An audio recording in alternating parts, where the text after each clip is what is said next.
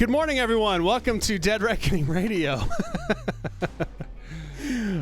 Still getting used to the Was there a new little system. check mark there that you No, failed to uncheck? It's called the button that says mute. Yeah, the mute I button. keep it muted so we don't have any stray. I can't believe they're fragments. That's right. You know, like we curse off the air and stuff. All right, so Not really. Let's start over and I just did, and you interrupted me. Do your introductions. I just did, and you interrupted me. I'm your host, Jay Friesen. From her hometown in Denver with a leaky fridge is Hadley Heath. And across the table from me is Dr. Brian Mattson. We'll be intelligently discussing those critical cultural moments that you see in the news, and we've had a lot this last week. For those of you joining us live, welcome. We love having you here and not hearing us, but only seeing us because we are good looking, right? We're not trolling you, Megan. We're not trolling you. I am good looking over this one lock of hair that's just really obnoxious, right? Okay. For those of you joining us on our podcast that wish you could have joined us live, head over to deadreckoning.tv and subscribe to one of our channels to be notified of our record dates. Speaking of podcasts, thank you for your 5-star reviews. That's huge, and especially thanks to Brian's mom, Susan, who she's a wonderful lady. She's trying to give us a 5-star review. I guess it's hard to find. She's run into some issues with Apple, so my mom texts me this morning, Brian, I can't find any place to actually give you a 5-star review. Yeah. And I told her, I think, because she's trying to do it from her iPhone or her iPad, I think the way Apple has podcasting set up is that you can only review and rate podcasts from iTunes on your computer. Now, how silly is that? You know, they're supposed to be the geniuses, but that's, I think, the way they have it set up. So I don't know. You're asking the wrong dude. Okay. Anyway, today's show is brought to you by the Alliance Defending Freedom, defending your right to freely live out your faith. Visit them at www.adflegal.org to find out the latest in defense of religious freedom, sanctity of life, and marriage, or just listen to our show and thank them for supporting us. And we will be diving straight into ADF's world later in the show when we talk about women's right to privacy, specifically in regards to a 51-party lawsuit against the Chicago Department of Education. Awesome. We'll also be discussing the Chinese crackdown on NGOs and kicking off our deeper dives with the insane orange overlord destroying the GOP as we know it.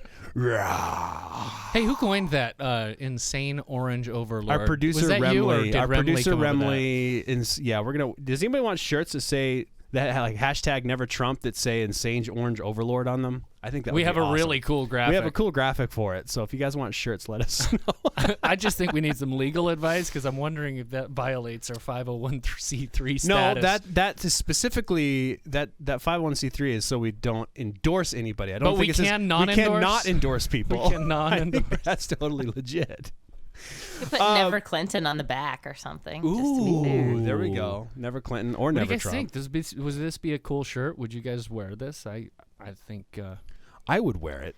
I would. I don't like to wear political T-shirts. You know, I have a few from various campaigns, and I never wear them because I just don't have a lot of You don't want to opportunities where I think this is the right place to wear this shirt. You don't want to, I know. and you don't want to invite a political argument, right? It's like there's Yeah, nothing. I mean- There's man. nothing less enjoyable than a political You guys argument. know when people say like, "Nice to meet you," you know, what do you do, Hadley? Like that is unfortunately always an invitation to a political conversation. So I'm always like, how do I handle this? See, that's question? not why I don't like that question. I don't like that question because I have no idea what the answer is. Hey, what do you do? Oh, people! What do I do? You have no idea how many people who look at me and go, "What do you do? Like, what is it?" Yeah. I don't even know. I'm quite don't really know. unconventional. I have an unconventional career. I have an I'll just put it that unconventional way. career. Hadley's the only conventional person here. Yeah. Yeah, but it's controversial. It might be conventional, but it's controversial. I spoke to a group of alumni one time from my university, and I asked them if anyone in the crowd had ever dreaded hearing that question, what do you do for a living? And I was surprised at how many hands went up. It is not that unusual for people to struggle to articulate what they do or to be, to be out in the open about what they do, I guess. But that was comforting to me. I was like, oh, I'm not the only one. Well, Ro Kozak on our live stream chat feed has said that we should hashtag Tangerine Tyrant. Tangerine Tyrant. Oh, that's good. Boy, that's a good one, Ro. I like that. That is a very good one. Very good one. Okay, guys, some quick takes. Jacob Say on Facebook, one of our Facebook fans, shot us a comment and said in honor of what some are calling Star Wars Day, and really Is that a day? it's not officially a day, but isn't every day Star Wars Day? That's what I want to say. As a Star Wars fan, isn't every day Star Wars Day? And if you guys can't answer this, I've got it. We can riff because you really have to be a geek. But he asks, "What's your favorite ship in the Star Wars universe?" Oh, that's easy for me. Absolutely easy. Are you gonna say the Millennium Falcon? Or No, something I am not. overdone like that. My favorite ship in the Star Wars universe are the shuttles. The shuttles those are with the Imperial vertical, shuttles? Yeah, Yeah. the vertical thing, and then the wings that fold up and then down when they go into main flight. I've always thought that design was so elegant. I just really, really like the Imperial shuttle. And that's my favorite ship in the Star Wars universe. Hadley? I don't know. I guess I always thought it was cool that Darth Vader had a TIE interceptor, while a lot of the other fighters TIE fighters. were just They're TIE, just TIE TIE fighters. fighters, and you could always tell which ship was his based on, the curvature of. Yeah, that was outside pretty Well, cool. I ship. suppose that was the But only I way to hate to pick identify a- him in the battle, right? Right, and I hate to pick a ship that belongs to like the bad guys, but How do you? No, I wait thought a that was minute. cool. Wait a minute. Why is the Empire the bad guys again? Wait a minute. They have all the cool ships and all no, the bad guys. No. I think we've been duped here, thinking that the Rebel Are you Alliance. gonna go? Are you gonna go? Is all the NRO Rebel on Alliance- us? It's gonna get word- way too nerdy. Like, I'm trolling, guys. I have no idea. I know there is a big debate about there is, that. Yeah. What's his name at National Review? Yeah, You remember that conversation I we do. had? Yeah. I'm a fan. Actually, I'm kind of a fan of the kind of straight up Star Destroyer. I really kind of like those ships. Just a big triangle. Just the Go big big or go triangles, home. and I mean the Super Star Destroyer is just like kind of blows my mind because it's so big. They're There cool. is I don't know if any of you guys have seen it. You might have seen it online somewhere, but there is a map, actually a chart to scale, so you can compare all of the different ships across all of the different sci-fi universes. Yes. So I've everything, seen that. and everything it's from cool. Babylon 5 to Star Wars. I mean, it's really, really cool. It's cool, except that it's incomplete. Because I sat there and looked at that stupid thing, trying to find Battlestar Galactica on it, and I couldn't. It is. No, I couldn't find Battlestar it. Galactica's on it because the base star is on it too. Okay. And they're not actually as big as you'd think. But like Independence Day, and who's going to see Independence Day? Me. Remake. No, it's Or not. a It's just sequel. it's so cool. I'm so excited. Hey, now that we have delved into this crucial cultural matter of what our favorite Star Wars ship is, I bet we have another quick take. you guys didn't we explain. have You didn't two. explain though that people say that May the 4th is Star Wars Day because it's May the 4th. Oh, May then the there's the 4th, I got Sith. it. You then there's skipped the over that Sith, part. Fifth. Right. May the fifth be with Revenge you. of the 5th. It's the Revenge of the 5th. That's funny. Yeah. Or if you like, you can delay it until the 6th and say Revenge of the 6th. I want to make a note right now because my computer's acting up, so I have to manually refresh the page because live stream, for whatever reason, wants to disconnect me. We're My getting whole a lot system of- wants to be well, actually, now everything wants to disconnect me, so I don't know what the deal is. Everyone, your computer's fine. Yep. We're streaming fine. It's just this computer is driving me crazy. So, that said, last week we did have a few stream drops, and if we do have stream drops, if you're joining us for the first time, if we do have them, just hang in there. We'll be right back, and everything will be the same. So you don't have to go anywhere. We'll just show up again. It'll be like magic. Magic. So, quick take number 2. Hip hop artist Lecrae stood in with with the Roots on Jimmy Fallon on Tuesday night. Is anybody a fan? Not my style of music. Okay. I'm not into rap and hip hop. I guess I was like way back in the day, like when DC Talk like burst onto the scene. I was into Christian rap in my early teens and Were my you really? mid-teens. Yeah. Oh yeah. MC You do Hammer. not strike me for a rap guy. All the rest. My music hits me so hard, makes me say, "Oh my Lord, thank you for blessing me with a mind to rhyme and to hype feet feels Pop good." quiz, when pop you know quiz. you're down, a super dope homeboy from the Yoketown, and I'm known as such. You Pop can't quiz. touch this. Miggity Mac. Who is that? I don't know. Toby Mac? No, that was Crisscross. Ha Kids ha were- heaven, ha ha heaven, ha ha heaven bound. Wow, that's old. That's the original Hadley. That's DC the Talk. original DC Talk. Yeah. The very Wow. first I album. was like, I became aware of DC Talk with like, what if I stumble? That was I think it was DC Jesus. Talk. What if I stumble? Anyway, I fell What out of if love I with rap and fall? hip hop, and so no, I'm not a huge Lecrae fan. I mean, everything I've read about him, and I've seen some of his lyrics and stuff. I mean, he's really quite a theologically astute guy. Sound solid Christian voice, and it's really cool that he's inhabiting that world, and not only inhabiting the hip hop world, but owning it. but really popular. I mean, really owning it, and he doesn't seem to shy away from the tough topics. And I mean, he's preaching the gospel to that constituency. So praise God, it's very cool. I've kind of been digging on Trip Lee recently. One of his songs came through on a playlist. I was like, that's a pretty hot tune. Snitch. All right. Are you a Lecrae fan, Hadley? Yeah, I'd like to say. Yeah, I listened. I had a Lecrae album when I was in college that I used to listen to. Aaron actually gave it to me, and it was just that one album, and I thought it was cool. And I kind of haven't followed Lecrae a lot since then. Okay. And you're a country music girl anyway, so. Yeah, I don't know. That's very interesting. I mostly listen to country music when I am outside of the South, and I think that has to do with homesickness. But when I was growing up and when I was in college, I really didn't listen to that much country music because I lived in the South. Right. And so I was probably just exposed to it All like, the time. Yeah. on like Tuesday night, quarter beer night at the country bar or something. Quarter beer. But I did night. not intentionally like seek out country music when I was living in the South because it was everywhere. Yeah. But now I feel like when I tune into the country music station, I'm like, oh, this is like home, Mayberry. But I don't know. I mean, Passionate kisses. there's a lot of country. whoa. There's a lot of country music in Colorado, surely. I mean, Yeah, there's good stations. Yeah. In every state, there's a station. yeah. And in D.C. too. I've been listening. There's a lot of country radio in Montana too. I'll tell you. Yeah. Wide open spaces. That's right. Yeah, Wide open spaces. You guys are doing a lot of singing on this podcast so far. I don't know. This is a lot of musical stylings sometimes here. the mood strikes. Yeah, when the song wants out, the song just comes out. I introduced the Dixie Chicks to my middle daughter recently.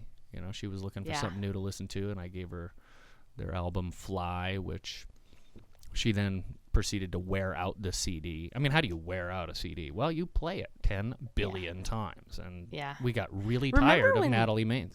Yeah, remember when the Dixie Chicks had that kerfluffle with George W. Bush? And Yeah, they decided to make some kind of leftist political statement, and I'm like, talk about giving the middle finger to your own fans. Wow, that didn't go over so well. Yeah. But that's that's just okay. amazing looking back now that was like interesting. All of her fans, they now no longer are a band, I don't think, and all of her fans are voting for Donald Trump. So I guess Dixie Chicks win. Speaking of Donald Trump, you guys, we're gonna get to him in just a second. But finally, what are you guys' plans for Mother's Day? It's this Sunday. Have you made plans, and what are you gonna do? I'm going to be recovering from jet lag and preparing to deliver 2 lectures on Sunday night to a group of Campus Crusade staffers in Budapest, Hungary. That's what I will be doing on Mother's Day. I don't really know. Aaron's going to work a 30-hour shift on Saturday, so he will get home midday on Sunday, and that'll be whatever's left of Sunday will be his weekend. So probably spend some time with him. But Can we wish- I want to say happy first Mother's Happy Day first Mother's Day Oh, to Hadley, you, Hadley, because that's really awesome. Pretty Thank you. special. Well, I wish that we were closer to our own mothers. Aaron's mom and my mom both live in North Carolina, but I did get to see my mom this past weekend. She came into town. We kind of celebrated early. We went to tea at the Brown Palace, which was super fun. And we also had several of our friends hosted a baby shower for us. So I started feeling like I was getting treated special even before Mother's Day, because our friends were really showering us with love. So that felt great. Sweet. But on actual Mother's Day, due to Aaron's work schedule, we won't really be doing anything special. Jay? We were trying to get reservations for lunch, but we don't know if we can get in. We were waiting to hear from another couple to see if they wanted to join us, and they never got back to us. So I drug my feet Well, on that's getting rude. reservations. Let's but- call them out on the air. Who are they? No, just kidding. Only you and I know who they are, Brian. Well, that's true. Only you guys know who we are. Speaking of calling people out, the insane orange overlord, #Tangerine Tyrant, seems to be the Republican nomination for presidency. It's the end of the GOP as we know it. And I We're feel singing. fine. We're singing. Just going to sing the whole podcast today. Oh, wow. Hadley. I'm going to step away for 1 second. Hadley. That's quite a turn of events. I mean, It was kind of it sudden was how kind it of happened, expected, but then it was really abrupt, wasn't it? The end Yeah. of the GOP race. Because there was Indiana, and Cruz didn't do well there, and he just made the announcement. I mean, it's like how many days passed between he named Carly Fiorina as his running mate, and then Was it a he week? was out. Was it even a week? I don't know. Maybe not. Maybe it was it like a Thursday that he picked her and a Tuesday that Indiana voted, and might have been less than a week. But then Kasich just boom right after that, which doesn't really surprise me because I mean, what was Kasich doing anyway at that point? Oh, he's gonna be Trump's vice presidential nominee. Trump something. I don't think he's going to be the vice presidential Why? candidate. Why not? I don't know what he really brings to the table besides Ohio, maybe. Well, maybe Ohio. just this little thing called Ohio, which is like a major swing state. I mean, not that it'll do Trump any good to win Ohio, but I mean, wow. Well, it was abrupt. So Kasich and Trump are just so stylistically different. I don't think they would work together well. God forbid Donald Trump picks somebody stylistically similar. I mean, really? That would be like two of them? Who would he pick? You know, I saw an article this morning about maybe he would pick, or he should pick, someone was suggesting this, Jim Webb. You guys remember Jim Webb? Yes, He was like the likable Democrat. The last respectable Democrat. Yeah. Well, what does this say about the Republican Party? This is the real I just want to tell people on the Okay. live stream chat, don't worry, Marco Rubio is not going to run as the VP with Trump. Oh no. You need not Oh, lose no, sleep no, over no, that. That is not going to happen. That will definitely not happen. Yeah. GOP's in some disarray, Hadley. Reince Priebus, the RNC chair, of course, tweeted out a tweet about how he thanked Reince. all of the candidates and what a wonderfully fought race, and now we have our nominee, and quote unquote the party is stronger because of it. And we all need to unify. And we all need to unify. blah And I'm blah like, blah blah blah. No, no, I don't. he's in a tough Nope, tough don't need to do that position. at I all. grant it. Of course, if I was in that tough position, I would resign. But he's not going to do that, and he's going to say what he has to say. But interestingly, Nebraska Senator Ben Sass took issue with that particular tweet and called it, "This must be a parody account." And this morning, Nebraska Senator Ben Sass basically wrote a long Facebook post calling for a third-party candidate. Now, he is a Republican senator. Are we seeing? Are we Of going to see? Nebraska. Are we going to see a fracturing of the Republican Party? What are the odds that Donald Trump can unify the Republican Party? Hadley, what do you think? He'll have a coalition of people behind him, but it will not be the traditional coalition that supports a Republican candidate. I think there will be people supporting him that would not support any other Republican ever. Maybe some like Hollywood types and people like that, professional athletes, what have you. Mainstream blue-collar Americans who wouldn't support anybody, but they're turned on by Trump and his straight-talking ways. But then there will be a lot of people, especially like outspoken conservatives from Think Tanklandia, that will not support him. So there will be a coalition of people behind him. It just won't be the same coalition that we usually see lining up behind the Republican candidate. Where does that coalition of Think Tanklandia, of which you and I are a part, what does that coalition do at this point? I'm also not really sure how important or not that piece of the pie is. Think Tank Landia is mostly people who live in D.C. D.C. has 3 electoral votes. They always go for the Democrat. Right. So okay. I don't know that the votes of those people really fair enough. matter. Fair enough. But they're influential people. Certainly they have a voice. Let me focus. I want to focus the question a little bit more. Okay. I'm not saying that Think Tank Landia is important electorally. It's not important electorally. But what we have, and this is my assessment, we have now a situation in which there is no political institution that flies the banner of classical liberalism and what we would call conservatism. That is separation of powers, balance of powers, limited government, free enterprise, free trade. There is now no political institution that expresses that worldview. Conservative think tank Landia is the caretaker of that worldview. And they will continue to be. And they will continue to be. And I want to be energetically a part of it because I think that these institutions are incredibly important in continuing to preserve and articulate this political worldview. Where do they go to exercise whatever political influence they have? I mean, is there going to be a third party emerging in the aftermath of Donald Trump's trouncing in November? I saw a news headline that said that the number of registrations with the Libertarian Party had seen a huge increase this week. I don't know if, if there probably will be some efforts here and there at a third party at creating some kind of new third party.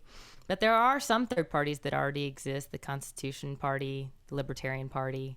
And I wonder how those typically fringe parties will be affected. Exactly. So I'm sure there's a lot of people who are disaffected. It's not just think tankers. There's a lot of evangelical Christians in this country who don't feel very confident or enthusiastic about the choices that are left to us. Yeah, and I don't see them going to the Libertarian Party. Right. You mentioned fringe, and that's I think that's the right assessment. These Constitution Party, Libertarian Party, these are fringe parties, and I don't see a movement en masse of the keepers of the flame of conservatism going to a fringe party. I just think if there's going to be a move to a third party, I think it'll be something brand new. I think it would have to be, and it's just going to be interesting. So the Republican. Okay, go ahead.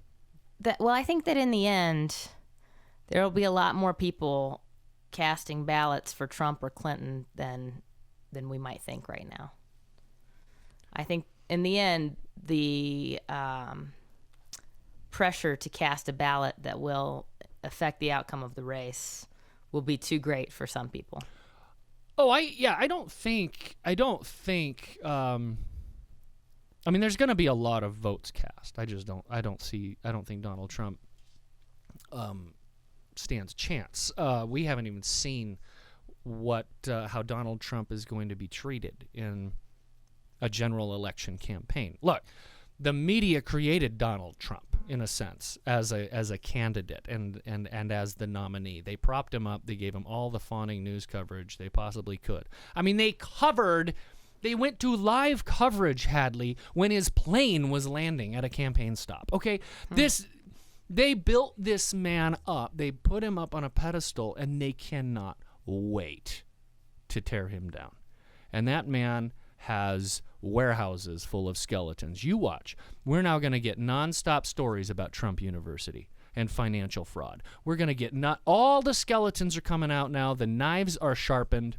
And I think what you get with this candidate by the time November rolls around is absolutely damaged goods. He's already despised by like 70% of the American people. He already has the highest unfavorables of any candidate. Now, I agree with you there, but I got to push back on something, Brian. Good, go ahead. The negative media coverage when CNN and MSNBC and to some extent Fox News, when those groups go after Trump and they criticize him and they go after Trump University and they go after Trump ties or whatever, all the skeletons that you're talking about. Why I mourn for my country is because we are so divided that a lot of people will hear that criticism and that negativity, and it will only push them closer to Trump. True, but not a majority. Not a majority. The true believers will take everything as bias confirmation, right? They take everything. Just proves their point that Trump is the guy. Yeah. He's the Everybody else is a anti-establishment liberal guy. and a wuss. Yeah, and they're out to get him, right? But it's Hadley, those are the true believers. I am saying the average American, I don't believe it. I don't think that a majority of this country is swayed with that kind of reasoning. And that's why I think he's going to get What percentage crushed. of people in an average presidential year actually vote? What's our average voter turnout in a presidential year? I don't know. I This couldn't would tell be you a easy percentage. to Google or something like that, but it's not a lot of people. I agree with you that the average American, the majority of Americans, are turned off by Trump and that his unfavorable ratings are a problem.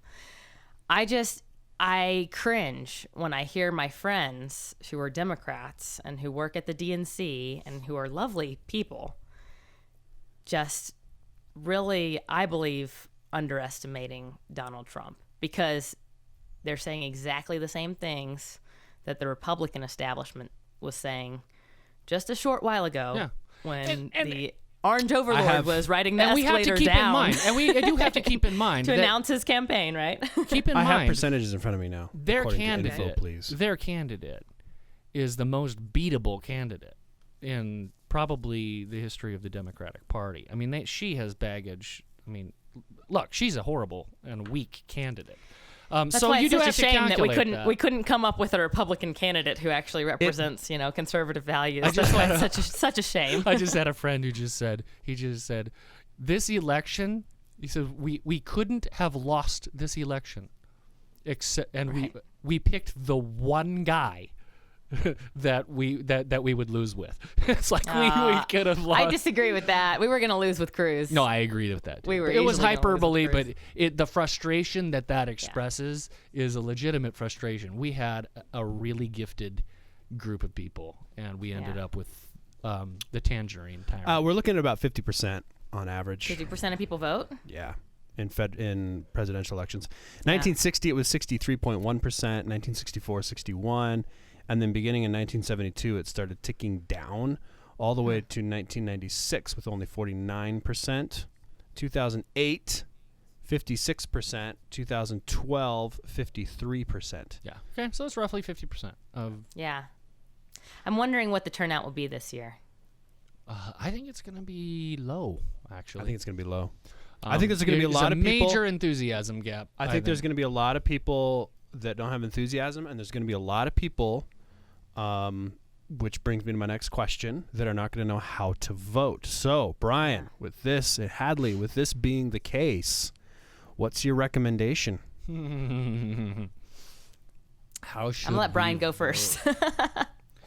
Well, the first thing I would say is vote your conscience. I mean, one of the wonderful rights that we have in this country is that you get a vote, and your vote is your vote. Don't be cowed or intimidated by anybody who tells you how to vote. So I'm not going to tell you how to vote. I can offer some thoughts and some musings that may sway you one way or the other, that might prove helpful to you. I think there's a couple of options. You could hold your nose and vote for Donald Trump and hope for the best.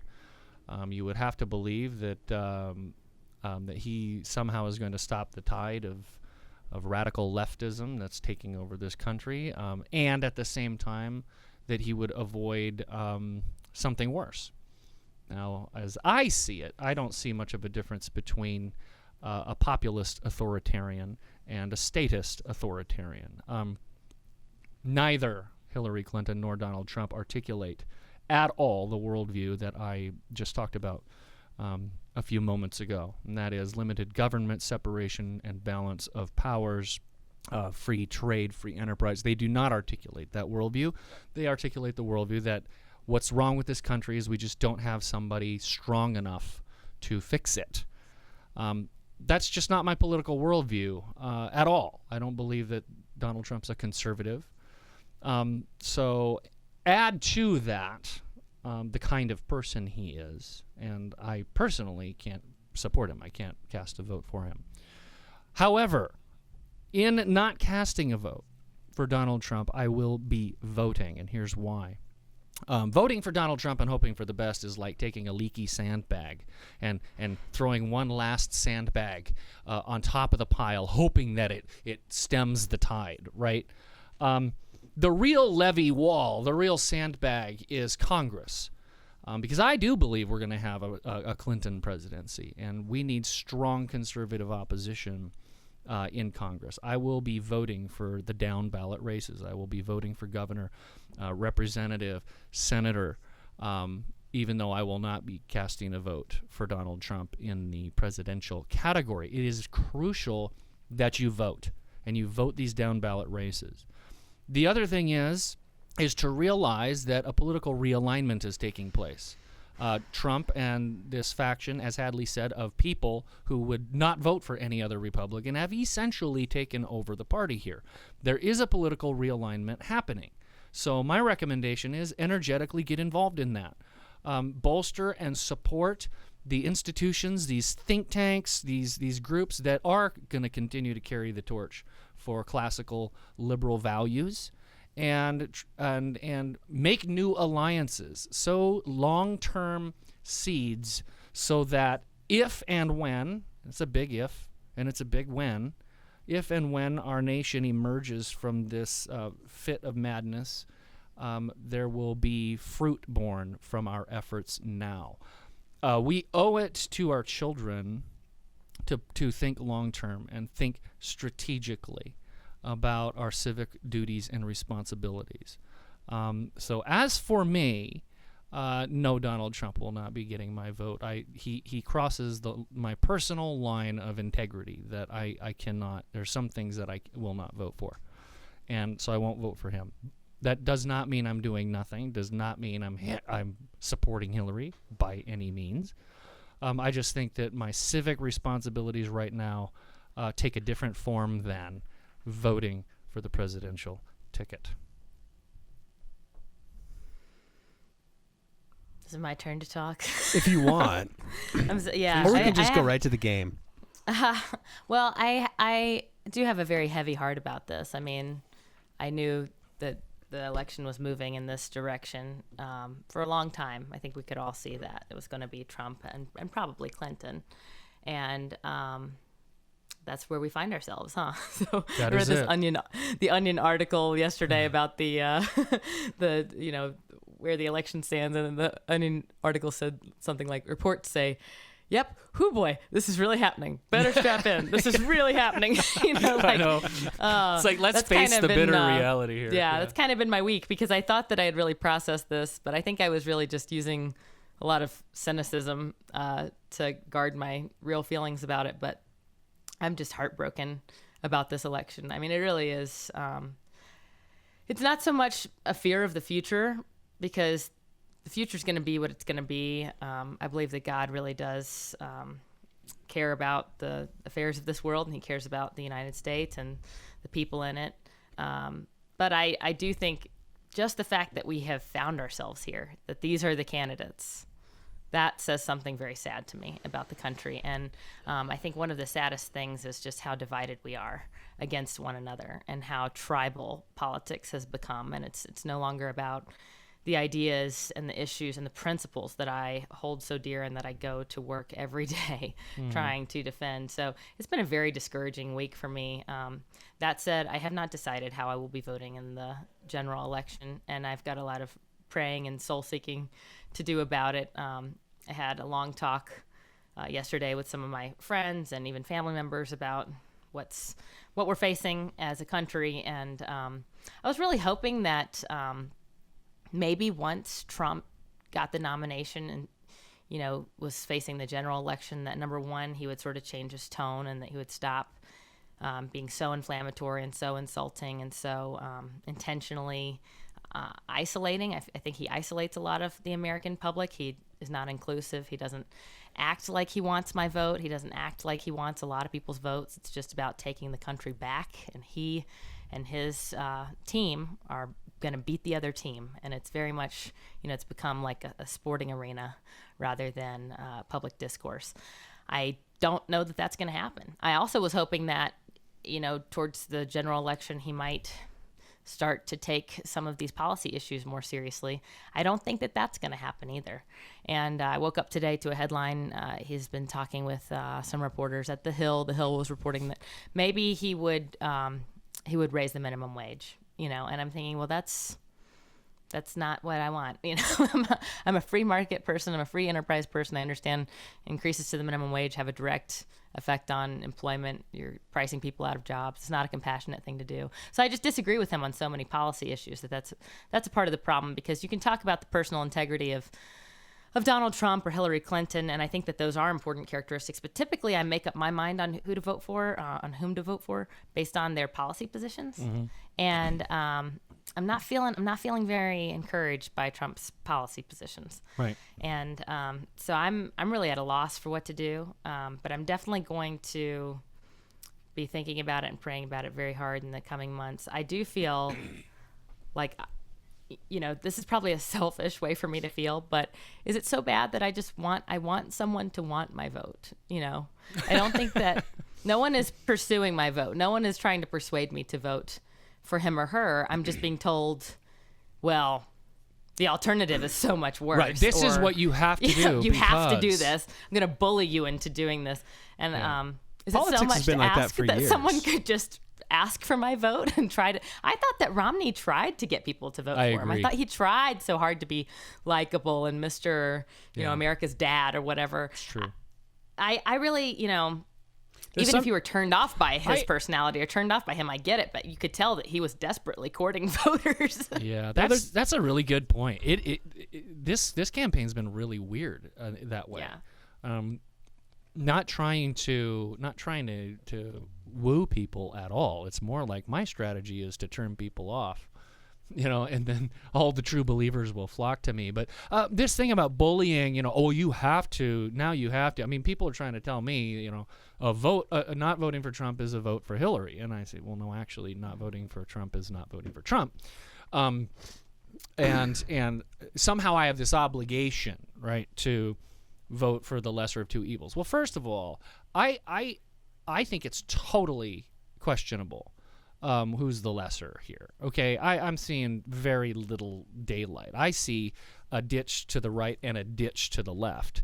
And so only if you've made up your mind that Hillary's the worst possible thing for America is that even compelling to me. But I also just want to point out to the Trump supporters out there, so what you're telling me is Donald Trump is going to lose to Hillary Clinton, and so you have to vote for him because he's going to lose. If you don't, you have an obligation to vote for him. Well, welcome to the party, sport. What do you think we've all been telling you till we're blue in the face for the last year? Your man is going to lose. That's what we've been saying. And now you're going to take that same argument and try to guilt trip me into supporting your guy in November. It doesn't work that way. Welcome to the party. Your man is a weak candidate and is going to lose. That does not obligate me to vote for him. So here's something. I know that our country has been divided and it's getting worse, and it's not all Donald Trump's fault. I think that the divisive politics took a sharp turn for the worse with the election of President Obama, because that was a huge identity politics thing that happened. I think on the one hand, I think we should celebrate as a country that we've progressed to the point that we can have an African American president, and that is something to celebrate. But when the intellectual opposition to the Obama White House got called racist at every turn, that was one sharp turn in a bad direction for the country. And now, I'm actually fearful that man-woman relations and the whole war of the roses, war of the genders thing is going to get a lot worse with Clinton running against Trump. I'm afraid that as we've seen some tension in racial relations in our country under President Obama's tenure, that we're going to see similar things during Clinton's run for the White House. So I know that it's not, I'm not trying to blame Donald Trump for dividing the country. I know that we are a divided country. My hope was that after the Obama years, if we could have a president, a leader, who would care about healing some of the divisions in our country and uniting Americans rather than us versus them, take our country back. Winning. You all are to blame for the problems. We're going to fix them. Separations between Americans, divisions between Americans, that's heartbreaking to me. And I don't see any improvement with Donald Trump. It seems like his whole campaign has been based on, revenge or something like that. Right. And I think that there's something at work within the Republican Party, probably a lot because of the tone that Trump has taken, where it's like, we don't need you fuddy-duddy establishment types. Right. But then on the other hand, I don't want our response to the Obama years or to the Trump phenomenon to be in kind. I don't want us to say, you think you don't need us? Well, screw you. We don't need you either. Because I think we have an opportunity with people who will come out and support Trump to evangelize them with respect to our values. If you're willing to vote for a Republican, even if that Republican is Trump, even if he doesn't share my values, then maybe this will open your mind to some of the issues, to some of the principles. And maybe you will also consider voting for some of the candidates that I support who are further down on the ballot, who are running for Senate, who are running for Congress. Let's ensure a majority of right-thinking people in the legislative branch. I'm just hoping that we can take the high road in response to some of this bullying instead of bullying people back. Right. To say, you know what, you're happy about the nominee. I'm not as happy. I will consider what you have to say. Please also consider what I have to say. It's I agree. I agree with the not responding in kind, but using Donald Trump as a gateway drug into the issues that we really care about politically is an awfully thin read. I would, it's worth considering what you just said. I mean, maybe we can help, nudge people, I guess, use this as a way to nudge them toward a more conservative political outlook. But Hadley, I think the need of the hour is clear, sharp contrast. We just had the complete hijacking of the Republican Party as a vehicle for conservatism and classical liberalism. The vision that our founders had for this republic of ours. If we've been hijacked, I think clear contrasts are really needed. Now, that doesn't have to be mean. It doesn't have to be mean-spirited. It doesn't have to be in kind. But as far as I can see, I don't see anything conservative about Trump and his approach to really anything. And so I'm just wondering how useful as a gateway to nudge people toward conservatism Donald Trump is going to be. I'm really skeptical. It's amazing to me how emotional some of these issues are and how they are tied to they're not tied to logic or reason. So, for example, the week after Donald Trump said something about socialized medicine, he was praising socialized medicine, okay? Of course. And he was saying that the government should pay for health care. And he was saying a lot of things that, from a policy position standpoint, I completely disagree with. And then some pollsters went out in the field and they asked a bunch of Republicans and a bunch of Democrats how they felt about socialized medicine. And this is what I'm talking about. This is what's so sad to me, but this is reality. A lot of Democrats said, well, if Trump is for it, I'm against it. And a lot of Republicans said, oh, I could be for that if Trump is for that, because they were the people within the Republican side who were supporting Trump. And so just because someone that you like supports something, that makes you want to support it more. That's the reality of politics today, that people are much more likely to, and I think this has probably always been the case, people are much more likely to support an idea or principle when they have friends and other people in their lives that they admire. Sure. Influential people, right. Influential people, exactly. So when Donald Trump, now he says he's pro-life. I don't know what he really thinks about abortion. I don't know. Wait a minute. Really Last week he said the abortion cares. laws shouldn't change and that Planned Parenthood was a wonderful organization. I mean, and then he hired someone who's really pro-life to head up that part of his campaign. And so it's hard to say what his positions will really be. He's sort of a wild card in that respect. Somebody once said, I think Jim Garrity at National Review used to say that Barack Obama's all of Barack Obama's promises have an expiration date. I think with Donald Trump, it's all of Donald Trump's promises have an expiration minute. It's not some future date at which he will rescind the promise. It's actually the following minute in which he will rescind the promise. He's just that wild. I don't think he thinks anything through. Okay, so I asked we could go on about this all day. So I just want to complete my. I want to. Sorry, go ahead. Sorry for interrupting you there, Hadley. That was rude. Well, perhaps abortion's not the right example, but take any issue. If Donald Trump has ever had the right stance on any issue, my point is perhaps this is an opportunity to say to people who support him, look, someone you admire for reasons that are beyond my understanding likes this idea, supports this idea. Why don't you consider supporting this idea? So it's disappointing to me that we have to resort to such tactics to try to get people to open their minds to the ideas and the stances on the issues that we think are right. But there may actually be at least one opportunity like this sometime during the campaign season, and I don't want us to miss out on it. Regarding the length of this segment, you guys, this is going to be just some funny comments something that has to be talked about for years to come. I mean, the fallout of this in terms of our republic, in terms of our civic union here, are really profound. And so there's so much more that could be said. About the need to strengthen civil society and your local communities and local towns and cities and states and local institutions, the various buffers between the individual and the state. Because really we have two candidates who want Washington, D.C. to run everything.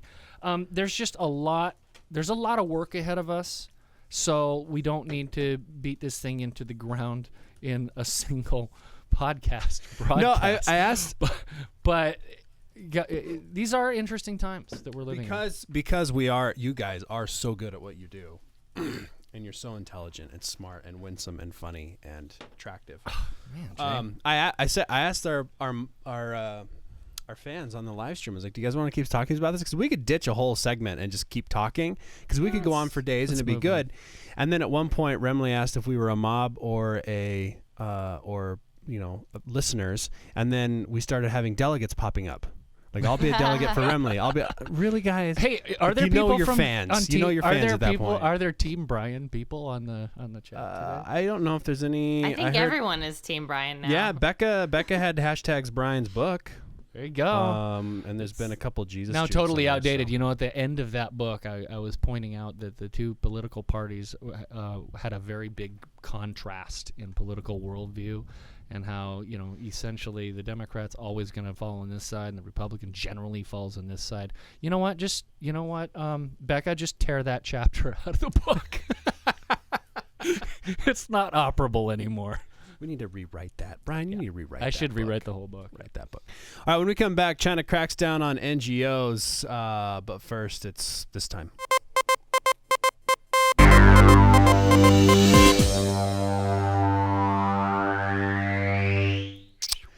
Not the Onion News. I read two headlines.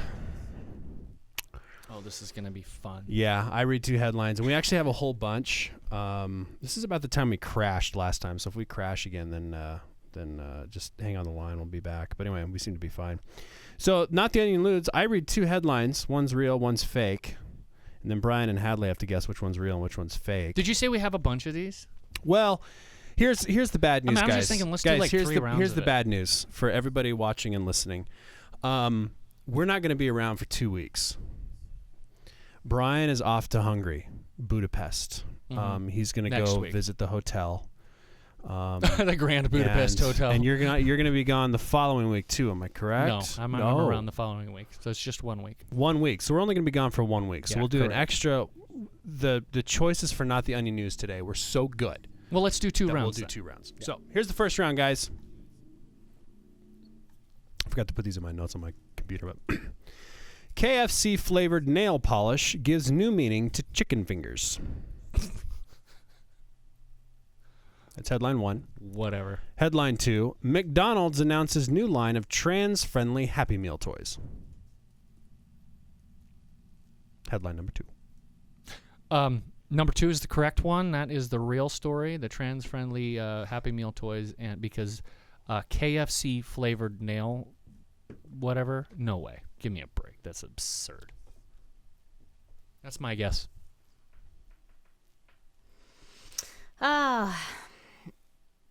I guess I'll go with the opposite just to make things interesting. I think it's highly unlikely that there's flavored nail polish, considering there's, like, isn't that stuff toxic? Like, you probably shouldn't, like, lick your nail polish or try to eat your nail polish. Yeah, I'm sure the FDA would not approve such a product. That's just no way. But I'm gonna go for it just because maybe they have figured out a way to make the nail polish safe to eat, and that's why they. You gotta be bold. I like how bold you are. Just go for it. Yep. And so far online, our live stream fans, everybody's pretty much voting that the KFC is real and the You guys are crazy. and No way. the McDonald's is fake. Of course, they're sitting there Googling it. Chicken fingers. They could be. Okay, guys. KFC is taking its finger-looking good slogan a bit too far. The fried chicken fast food chain made 2 edible fingernail polishes for its fans in Hong Kong. Oh, that is so disgusting. Teaming up. My goodness. Teaming up. I quit. Oh my god.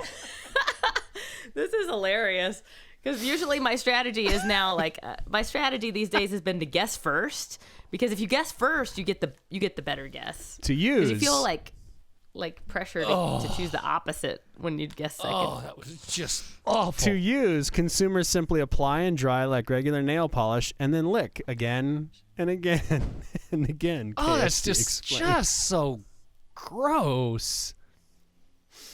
Oh, man. Oh, just lost my man. appetite for the rest of the day. America the Beautiful. Well, it is Hong Kong, so I don't know what that means about. Oh, it was in Hong Kong? It was in Hong Kong. Yep. Okay. Hong Kong the Beautiful. Okay, you ready for the next one, man? guys? This one is just as good. And I'm going to read the funniest headline last because it's just so funny, and I think you'll know why. Okay. But anyway. Man takes selfie as alligator eats his cat. Okay. Headline number 1. Headline 2. Thief tries to hide python in his pants. These are like reptile-related headlines. That's like, wow. This show just could go so south. I'm just right imagining now. the interaction. Hey, what's that in your pants? It's my python. Is that what you call it? I knew this is all going south. I think the selfie is real because people take selfies all the time. Well, just to keep things interesting, I am going to go with the man who had a python in his pants. Oh my gosh. Okay, let's see. And our live stream fans are so far voting Python. Megan says, I'm not bragging. That's a python. I love it. Okay, St. Petersburg, Florida. Yes. Florida man is facing theft charges after authorities said he tried to steal a snake from a pet store by putting it in his pants. Definitely a gator story. Yeah, I thought so too. Man. Surveillance video shows the suspect reach into the snake enclosure, pulled out a baby python, and put it in the left pocket of his pants. Okay. All right, back to serious next? news. China just announced that they're tightening restrictions on foreign NGOs. This will undoubtedly affect the missions orgs that work there and others trying to make a difference on the human rights front. This is especially depressing on the heels of news late last year that they were removing the public displays of crosses, and then the news this week that they had buried a pastor's wife alive in a dispute over land rights that the church eventually won.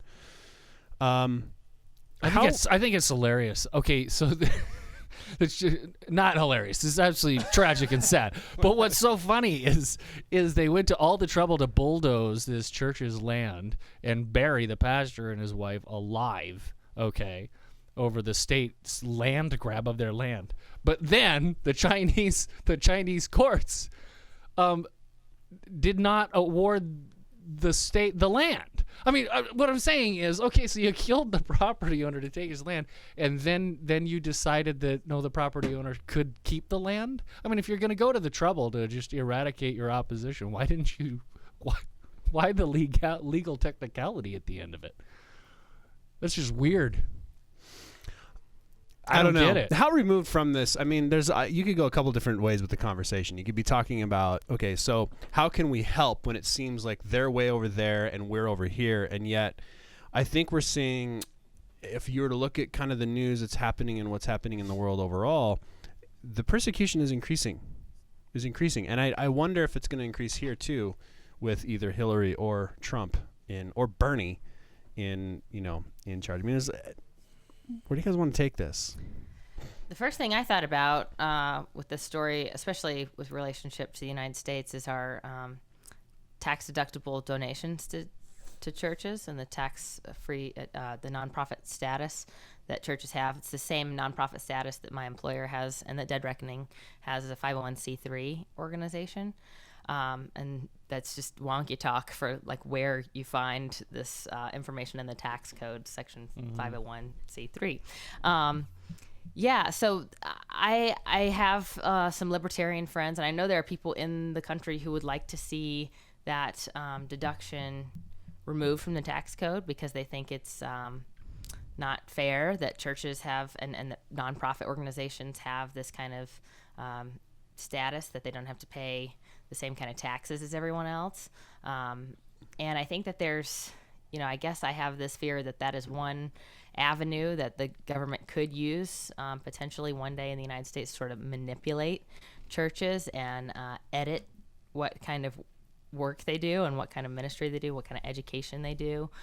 We saw this with the Tea Party organizations that were applying for 501 status when the Obama administration was reviewing these applications. They targeted Tea Party groups, and they targeted groups that talked about September 11th and things like that. So I think that there is a risk that there will be some kind of censorship or limitation on churches in the United States just because the way our tax code is set up. And I don't believe that it's the right thing to do to tax churches the way that you would do a corporation or something like that.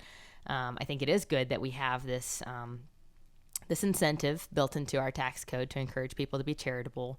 Americans are very charitable, more generous generally than any other country in the world when it comes to how much money we give away, not just to domestic organizations, but in terms of global relief organizations too.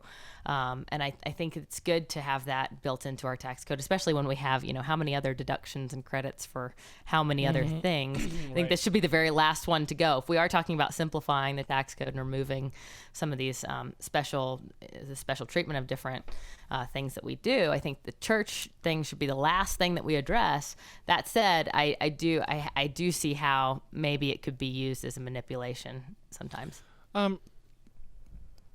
Hadley, something that you said struck me. You mentioned that you have libertarian friends who don't like the charitable giving tax credit. That strikes me as really odd. It just really strikes me as odd, and here's why. If nonprofits are not doing the work of poverty relief, charity in their communities, if you suddenly had small churches, which, by the way, the average church in this country that is a beneficiary of being 501c3 status, the average church is very small, okay?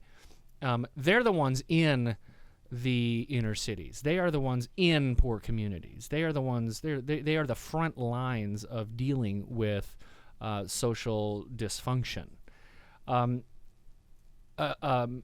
Putting those organizations out of business or treating them the same as you would a business and a corporation and making them pay those taxes, wouldn't that have the net effect at the end of the day that suddenly the government gets bigger and stronger in issues like social programs and poverty relief? I mean, you're damaging the free market. You're damaging the private sector and enabling the public sector. to move into those areas. That seems to me to be the exact opposite of what a libertarian would desire. Well, I think a few different things. First of all, removing any kind of tax deduction is a tax increase. And so there are some people who are libertarian who would oppose that at any turn, whether we're talking about mortgages or churches or whatever, because they don't want to see anyone's tax bill increased because it's feeding the Leviathan, and they don't like that.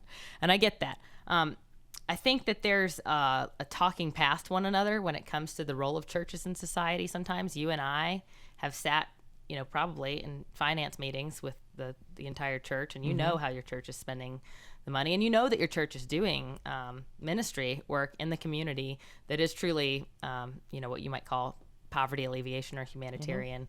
There's a lot of people who don't understand that churches do as much of that, and their understanding of what churches do is they have Sunday school, and they have they buy books for people to read that are members of the church, and they're mainly serving their membership, and they're not really serving the community. Oh, okay. And those are, my experience with people like that is that they don't really participate in the life of a church, and so they don't really have that experience. But if that is how you saw churches, then you might have a different perspective. And Right, so I where think churches we disagree on the facts, Yeah, with what churches are actually doing. Yeah, so people think the church is just this private community that gets this great benefit that Right. they're using for themselves. And there's two other things I want to mention. One, people just don't like complications in the tax code. They don't like picking winners and losers. They feel like, well, if you're a member of a church, you're probably going to give money to that church. That church is going to serve you. Why should you get this great tax benefit for donating to a place that mainly serves you? I got you. And then on the fringe, and I would say I don't want to mischaracterize like all libertarians in this way, but there are some people within the libertarian umbrella, I would say, who are like truly objectivists, and they truly believe that even private charity is not a good thing. They really think that the Ayn Rand faction. Right. And so in that case, we obviously have big worldview differences. This is why I can never people. join the Libertarian Party. Like, Right. wow. But that's not, I would say that's not the majority. That's not mainstream libertarians in this country. But there are some people who think like you're hurting people by giving them food to eat when they're hungry. Wow. So let's that's a fringe idea though. Let's turn back to China for a minute. Right. I'm sorry. I didn't mean to take us off track there. This is, I guess, tangentially related to China. Absolutely. Yeah. So the question is, China is now cracking down on how NGOs are properly recognized and registered in their country, and making them jump through a lot of hoops. I mean, they're really draconian requirements now. An NGO or a ministry or a charitable organization has to have there has to be a host organization in China willing to work with you. It's just they've made it very difficult and very complicated, and this is going to hurt the efforts of a lot of ministries and charitable humanitarian organizations working in China. I'm just curious about this recent kind of militant turn that China has taken toward the church in China. China, we need to remember, is, they're a world power. They're trading partners, obviously, large trading partner. We tend to forget that's not an open society. China still is a communist regime, and they seem to be cracking down on the church in China. And so I just kind of try to go up to a 35,000-foot level and try to figure out what's going on here. It strikes me that American foreign policy is extremely weak. Our influence in the world is waning, and people are getting while the getting is good. So China is expanding rapidly into the South China Sea, which is a major shipping lane in the world, and it's of great concern, I know, to our Navy. To the Pentagon's very concerned about China's intentions there. They think they own the South China Sea, and they're acting like it. So China has a very, very robust kind of aggressive posture in their foreign policy. And I'm wondering if all of this is signaling also an aggressive posture in terms of their domestic policy, that they're gonna crack down even more than they have in the past. And is this a result of American? I mean, they know that America's not going to do anything about it. They can do whatever they want, even kick out our organizations and our ministries and so forth. I don't know. Just my thoughts. I think, yeah, and I've got some friends who are working as essentially tent making missionaries in very closed countries, and there are ways to still work from that capacity that doesn't require being an NGO. You could start a business. You could. I think where you find, and where we've found, where our church particularly has found doing work overseas is when it comes to trying to get money in and out. And so it's the transfer of money. It's making it difficult to get, like, you're an NGO, so obviously you're going to be getting charitable gifts from maybe your headquarters organization in the UK or something else, and it may not be religious at all. It's just we're working with the poor. You need to be funded somehow, and your funding source becomes contained within the country, and instead of coming from your parent organization, which makes it almost impossible to operate as an outside NGO. So you would have to start up something from scratch, maybe on the inside, and then figure out ways. I don't know if you're going back to old school smuggling or what, but I'm just curious as to the rationale, and I don't know. That's what I'm speculating about. I just don't understand the rationale or why China would be going this direction. But this is a really cynical take, but sometimes I feel like there are those with a very different worldview that want to limit the operations of private charities because they want the state to take the place of private charity. Why is it cynical? I don't think that's cynical at all. I think it's reality. I don't think that's cynical. Well, you have a communist government. It's a communist regime. I don't want to impute motivations to all people who support bigger government safety nets or something like that. Okay, sure. But there may be some people who are fully aware. These are communists. These are not some people who just support a larger government safety net. They're communists. Right. I understand that's the case in China, but we were one of the questions in this segment is, what does this have to do with us too? And I think it might have more to do with us than, because the larger question is, how do governments handle policy related to NGOs and to nonprofit organizations? Right. So, which is, I don't mean to say my fellow Americans who might be of a more progressive persuasion are all trying to eliminate churches or eliminate nonprofit organizations, but that may be the case in China. Well, it reminds me, look, John Oliver did that massive viral video last year about how we got to get rid of the 501c3. No, he was talking about for churches. I'm not even gonna. No, he was talking about removing. That came up on our chat on our live stream feed, because of he singled out and found the 0.1% of fraudulent hucksters who run an evangelical ministry or Pentecostal ministry that was just purely racketeering, right? And so he took that tiny sliver of an example and blew it up and said, "Oh no, look at this terrible abuse. They're all doing it. Get rid of tax exemption." And it was so heavy-handed, and it was so. Well, and he was talking about televangelists too. Right, remember that? Right. That's what I'm saying. Thanks, Becca. And it was so fallacious, to take the exception to the rule and turn it into the rule, and then say, "Oh," and he even had this whole thing where he started his own. He skipped.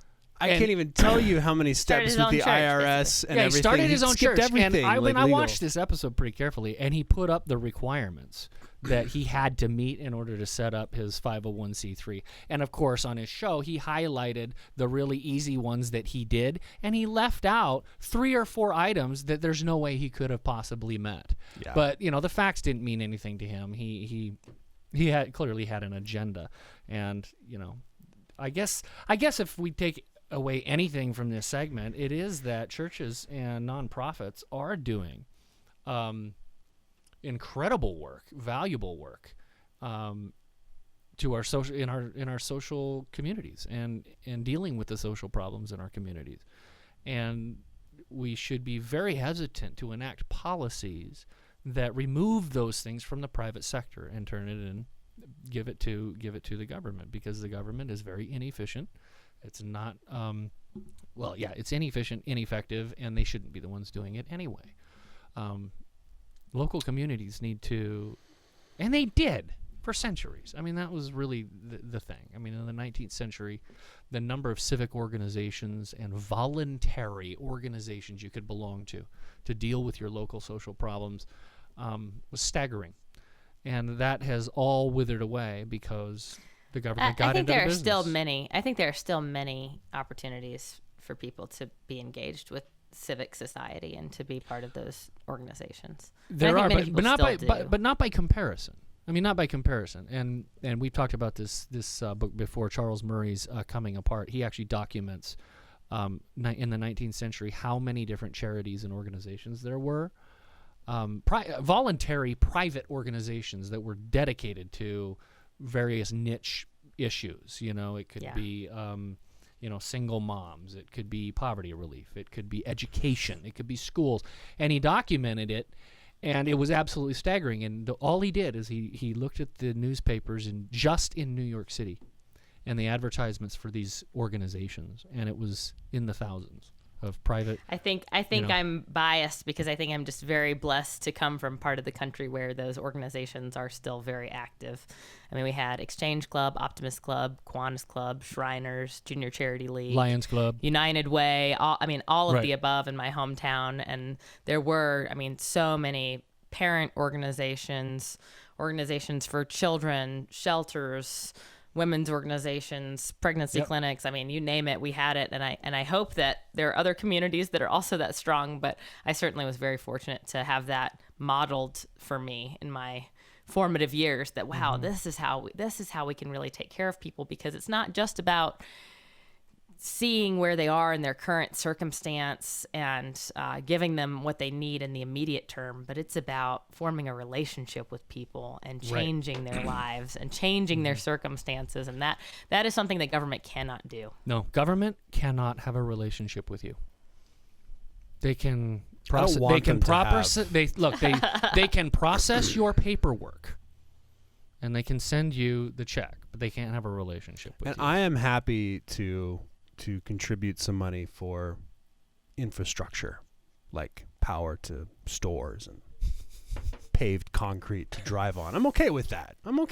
But well, look, we've been battling poverty with the war on poverty, and Lyndon Johnson's Great Society has been going on for a generation now, and we're losing the war. So maybe we should try something different. When we come back, you guys are going to be talking about another war that seems to be losing. Do women have a right to privacy after all? Mm-hmm. We'll be going to Chicago. But first,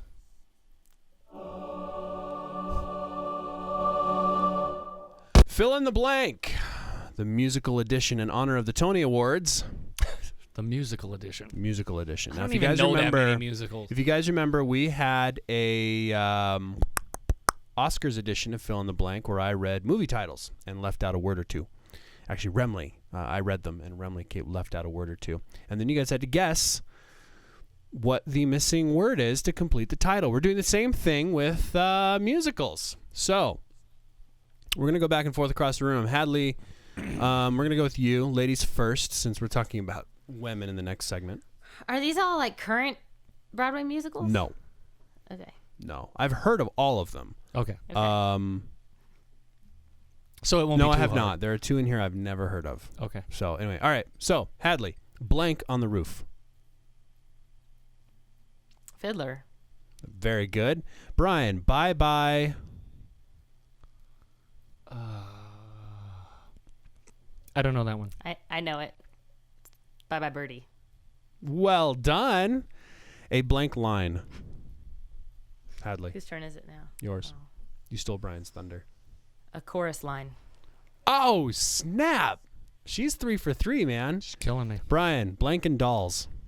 Guys. Very good. Hadley, the blank of the opera. Phantom. All right.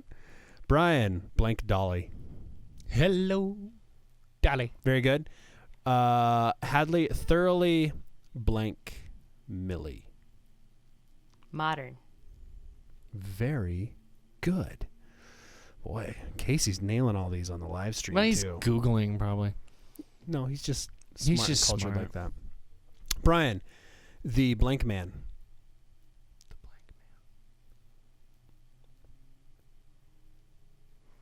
I know it. The musical, the Music Man. Very good. Hadley, kiss me. Kate. Nice. Brian, this is a 2-word fill in the blank.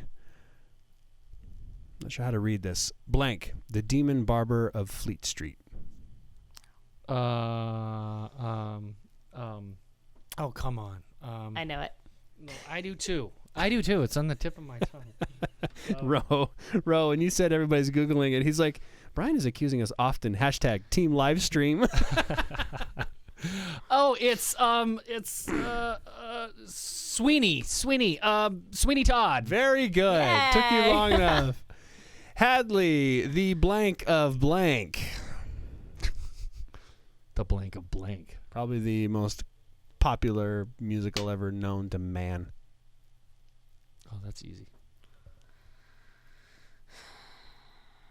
Brian, while she's thinking about it, Casey says, no, I was not looking it up. I was homeschooled. Growing up, my movie choices were limited to Disney and musicals.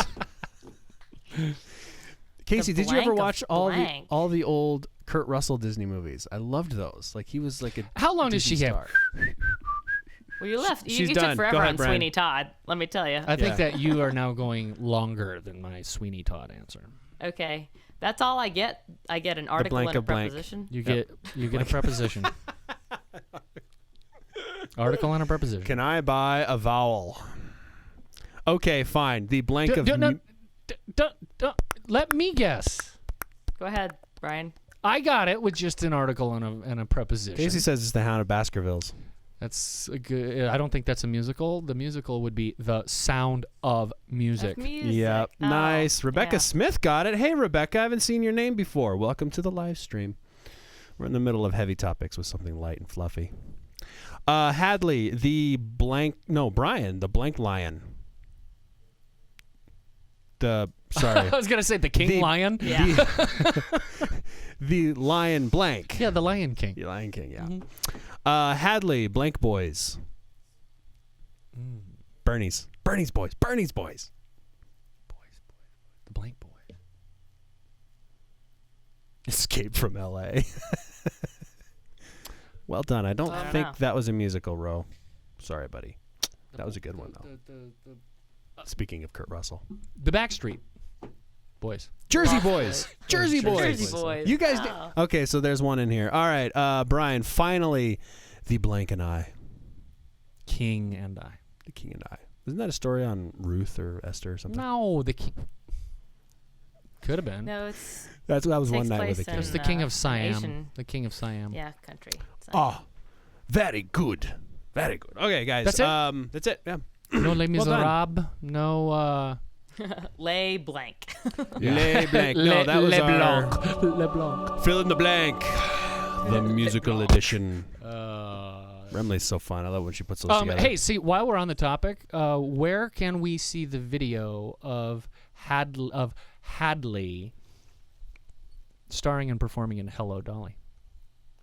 Where is the video? That's gonna be a hard. That's gonna be a Where hard is one to this? find. Can I Google it? If I any of Google it? Hadley's childhood No. friends are listening or watching, please find the video, upload that baby to YouTube, because I want to see this. Yeah. I This didn't was even know that before you were a YouTube. musical. I didn't even know that you were a And we're the musical. only two. We're the only two singing on the show. I Hadley know. never I has us haven't on heard this anything yet. singing voice from Hadley yet, I and I have, happen to know that she was in Hello, Dolly. Yeah, that was my senior year, but I have a list of credits somewhere from my days at Shelby High. Sing us a bar or two. Shelby High.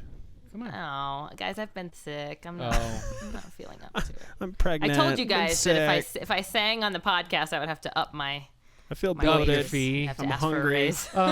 I think what we feet should hurt. do is turn the live stream audience on you, and they'll harass you until we just hear that singing voice. But it doesn't have to be this week. Sometime in the future, we will get Hadley to just break out into song like Jay and I occasionally do. Like Carly Fiorina did when she was accepting the vice presidential Yeah. Wow. position with Ted Did she Cruz. break out into song? She sang. Oh yeah, she sang. It was awkward.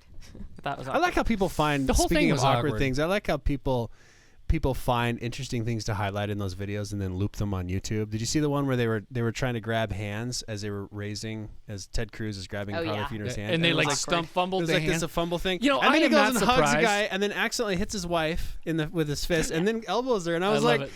that's horrible, but so funny. I am not surprised in the least that something involving Ted Cruz was awkward. So Ted was just an awkward candidate for too long.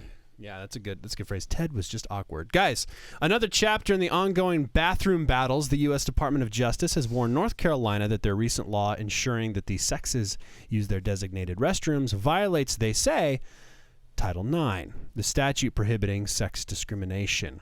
Alliance Defending Freedom has just turned the tables, however, suing on the behalf of 51 plaintiffs, a Chicago school district, as well as the Department of Education and Justice, for mandating a policy that biological boys be allowed to use the girls' locker room and bathroom facilities. Wow. They maintain that the school has a duty to protect the privacy and dignity of female students, which I'm all over the place. But we've been told for a generation now, Hadley, ever since Roe versus Wade, that a woman's right to privacy is enshrined in the Constitution, right? How do we square this circle? Seems like an interesting little It's an interesting conundrum. twist. I mean, ADF just kind of that's an interesting lawsuit in the sense that it did sort of poke an interesting hole in the theory, right? Yeah, and I think it's this is technicality, but I think the Justice Department is holding that this state law in North Carolina violates Title VII, not Title. See, Oh. I said Title VII, and then Brian, thought it was Title Brian IX. told me before the show it was Title IX. I was just looking at an article today. Well, So we have two. I'm telling you that. See, I think thought it it's was Title VII. I think it's Title Okay, VII. it's Title VII. Fine. Guys, let's have a vote. No, I'm kidding. You have a vote. This can be established by Team- majority vote. Team live So stream it's vote. funny, like What do we want it to be? I have a right to privacy, but unfortunately, the right to privacy has been sort of confounded with the with like abortion rights. I guess that's what you're inferring about. Right. Right. That's Right. the Roe versus mantra. That's Wade. been the mantra. I mean, that was the holding of the Supreme Court. But in now Roe these versus women don't Wade, have a right to privacy. Is that there is a right to privacy in the 14th Amendment, and I guess this question is now exploiting that that legal reasoning. And there's a right to privacy. What about the right to privacy? I'm asking. What about the right to well, privacy? I'm just for trying. I'm trying minor to. I children. want to make. Yeah, I want to make the point that my right to privacy has nothing to do with Roe versus Wade. That my right to privacy is enshrined in the Constitution. That I'm a citizen, just like everyone else. Mm-hmm. Being a woman, a woman's right to privacy isn't different from a citizen's right True. to privacy. Granted. This is the whole Ooh. equal rights amendment thing that they're trying to do. Right. The left would really like to have an equal rights amendment where they basically say, oh, by the way, women have equal rights. And my perspective on that is They already do. We already do because we are citizens of the country. And as soon as you start down that path, that's a dark and dangerous path, and probably a segment for another day, because Right. today we're talking about the bathroom situation. Yeah, I think that there's been some conflicting values. Not just the transgender thing is just the most recent thing, but right before that, I had a similar thought about what was happening with the refugee crisis in Europe, because I think we talked about it on the show on New Year's Eve Right. in Cologne, Germany. A lot of women were attacked, and not to use too broad of strokes, but most of the women who were attacked were Western, white, German women, and a lot of the people who were doing the attacking were of Middle Eastern and African background. And so here again, we saw this clash of values. Does Europe want to be multiculturalism, über alles, or do they want to protect the rights of their citizens, and indeed human rights, basic human right not to get attacked, should come ahead of this concept that we're going to be a wonderful, welcoming, and pluralistic society, because I think both are important, but we have to get our priorities in the right order. And I think that's the same thing that's happening with the transgender thing. You know, if there are people who are truly experiencing some kind of issue with not feeling comfortable in a bathroom, then maybe that's worth addressing, but we're not to put that as a priority above the safety and comfort and privacy of all of womankind. Do you know what I'm saying? Sure. I think there's a time and place to talk about how can we make Accommodate. people in society feel more included, feel more comfortable. Absolutely. Right. But And it doesn't have to be a federal law. And it doesn't have to be a federal law. There are other considerations too. Yeah, the policy side of this is really a little bit complicated, because there's no federally protected class, Right. as far as I know, that is LGBTQ. We have federal protections for people who are aged, veterans, women.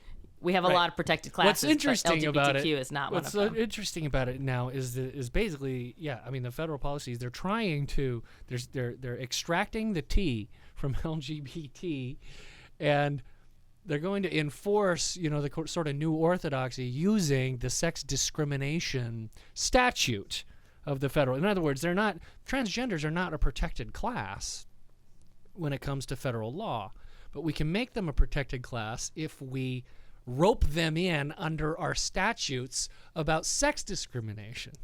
Right. So there seems to be some irony there. Really bizarre, because the only thing that we don't want sex discrimination, but let's bring them in under sex discrimination. Okay, so we're talking about this is just absolutely amazing. So we're talking about somebody who is biologically a male, and that's this little thing called science. Chromosomes are chromosomes.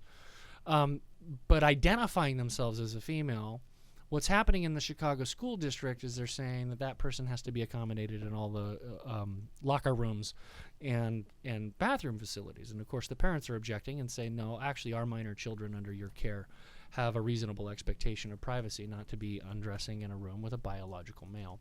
So the government is now saying, and ADF is suing, and the Thomas More Society is suing, not just the Department of Education, but the Department of Justice, because the Department of Justice is the one who strong-armed the school district into this policy.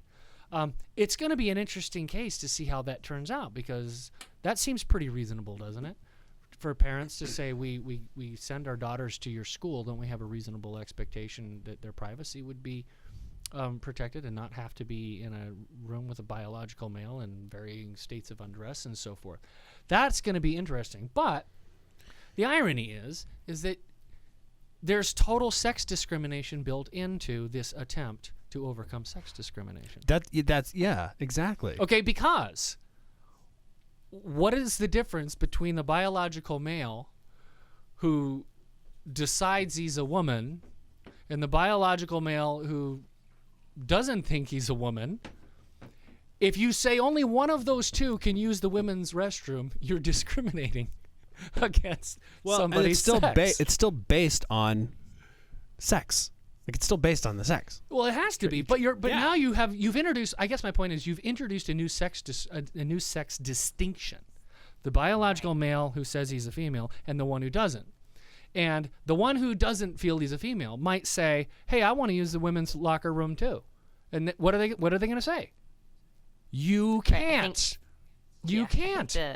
Because why? You're not the right sex. That's called sex discrimination. The term is gender identification. Yeah, gender. Right. Well, that's how is gender identification is by a different layer. By very nature, not a public thing. It's not public. It's not verifiable. It's simply a self-reported kind of thing. And I think that's the legit concern that parents have, is teenage boys, raging hormones, a policy that says if somebody just privately declares and self-identifies themselves as a girl, they can go into the locker room. I mean, what could go wrong, right? Well, I think this probably belongs on Not the Onion News or something like that. But I know I read an article once where someone was making the case that we should not write the sex of babies on their birth certificates, that they should be given the opportunity to decide Oh, wow. as they mature and grow what sex they identify as. And I honestly thought this was parody, and it was not. It was not satire.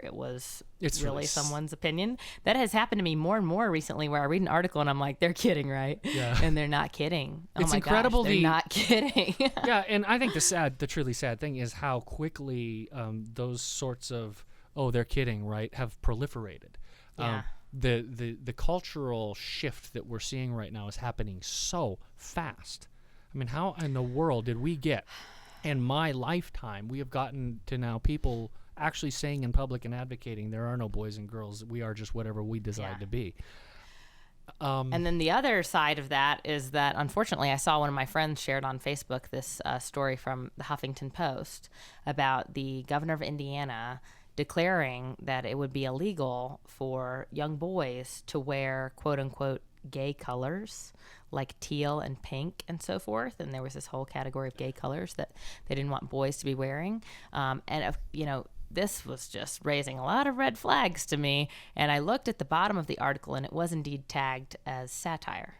But unless you really hunted in the tags for that article, find it. Yeah. I mean, my friend who had posted it was duped. She believed that this was real. Some bigoted, article. hateful guy wouldn't let Republican boys wear teal. governor Wouldn't let boys wear teal. Right. I've seen a lot of that. And one of the comments was, I guess this just goes to show how badly, we think of each other or something. And I was thinking, well, yeah, it goes to show how badly people think of Republicans and of conservatives, that we would want to limit what colors people wear. I mean, that's so ridiculous. But that's the point that we've reached, I think, with a lot of these sex-related issues in our country. It's just to the point of silliness, and to the point of, we don't talk to each other. And I want to be sure that we say, while we're talking about this stuff, that there are people who are, sometimes it's not as clear as XX and XY, and there are medical conditions where people are not really identifiable as one sex or the other. And that's part of what makes this conversation hard, because I don't want to paint with too broad a brush, and I don't want to say,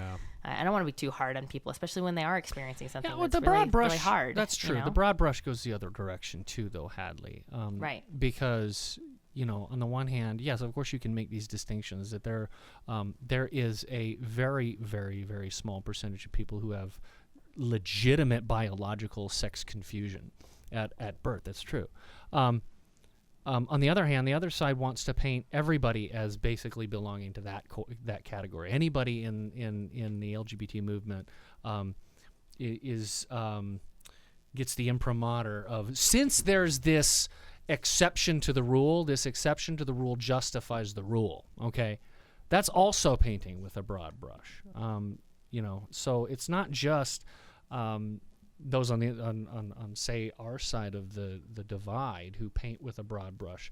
And also, it's worth pointing out that generalizing is not a bad thing in and of itself. Generalization is actually extremely helpful for human communication. So not every time somebody makes a generalization is that painting with too broad a brush. One can generalize while acknowledging, as Hadley, you just did, that there are exceptions to the rule.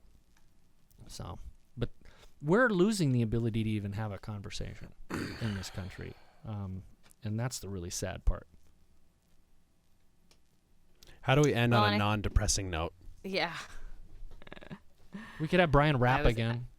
Yeah. How do we end on a non-depressing note? Sorry, Hadley, you were going to say something. Oh, I was going to say some more depressing stuff, so I think I'll just keep that to myself. Well, I had like an Ask a Theologian. There's a theological privacy question that I was going to throw at Brian randomly, but we're out of time. We really are out of time. We're at a minute. We're at an hour 40. Yeah, time to go. Which for us is generally a very Longer long than time. usual. Yeah. But we'll be gone next week, but we'll be back the week after. Yeah, you guys are great. So go to deadreckoning.tv. We do have some minor issues with our website right now, but we will get it fixed. When we do, you guys can go check it out. But Brian, and subscribe to our podcast and our social media channels. But Brian and Hadley, where can people go to find out more about you guys and what you're up to? Well, you can go to my website, which is drbrianmatson.com, drbrianmatson.com. I have a public Facebook page, Dr. Brian G. Matson. I can also be found on Twitter at Brian G. Matson. You can find me on Twitter at Hadley Heath, and I speak for myself there as I do on Dead Reckoning. For my professional job, I work at the Independent Women's Forum, and some of you might be interested in our work. Our website is iwf.org, but when I talk on Dead Reckoning, I just talk for me. I don't talk for them. Fantastic. And again, deadreckoning.tv to follow and subscribe to us on Twitter and Facebook and read blog posts and things like that. Special thanks to Alliance Defending Freedom. We wish you the best in your fight in Chicago and elsewhere. www.adflegal.org. If you'd like to sponsor or know somebody who would, please holler at us. hello@deadreckoning.tv. Rating on iTunes. Thank you for rating us 5 stars or 4 stars or more. We appreciate that. And you can find us on Google Play and Microsoft and your favorite podcast things. So finally, special thanks to Remley Gorsuch, our producer, one of our producers. I guess I kind of produce. It's really you and Remley produce the show, really. I just We can give her whatever title we want go. to give her. So, Let's just call her a producer. thanks to Remley for gathering. She gathers all the facts every single week, all the stories, all the things we could possibly talk about. She puts the games together. She comes up with all the little clever graphics. She's amazing. So you can. I don't think she's on. She's the one who handles most of our social media. So if you want to talk to Remley, tweet at Dead Reckoning, and you will get Remley 99% of the time. So thank you. Special thanks to her and her work. I'm Jay Friesen. I'm Brian Matson. I'm Hadley Heath. And this is another episode of Dead Reckoning Radio. We will see you in 2 weeks.